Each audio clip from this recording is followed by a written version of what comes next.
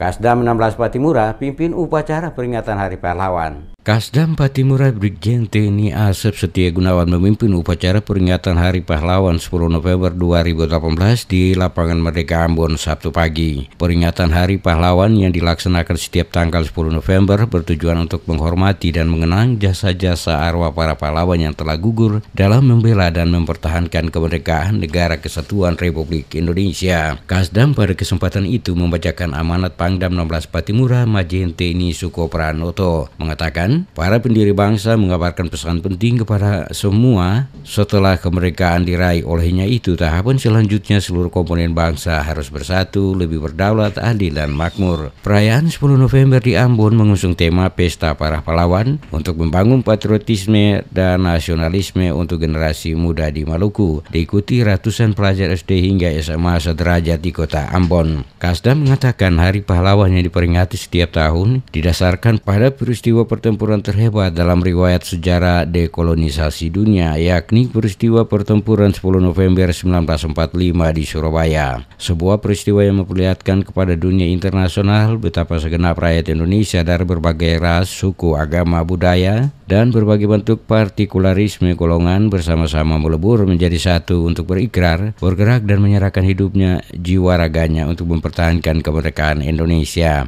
Kepada generasi muda di Maluku, Kasdam mengingatkan untuk menghindari diri dari hal-hal yang dapat merusak masa depan seperti narkoba, miras, seks bebas, dan lain-lain. Peringatan Hari Pahlawan selalu menjadi momen yang penting karena dapat digunakan sebagai barometer tentang beberapa kuat keyakinan kita terhadap nilai-nilai kejuangan dari suatu proses kehidupan berbangsa dan bernegara.